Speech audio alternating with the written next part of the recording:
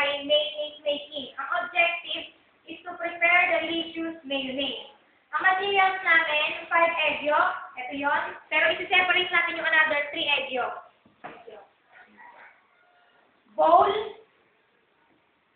egg beater or fork. Egg beater na kami. Okay, yun ang materials. Okay, ang procedure natin, we're not cooking everything in the casserole with boiling water. So, ito na yun. Na-steam na namin siya, kaya medyo mainit siya. Place the egg yolk in a bowl, ito yun, and beat them with an egg beater or fork. So, habang nila binigit yun, lalagyan natin siya ng oil. Konti-konti lang.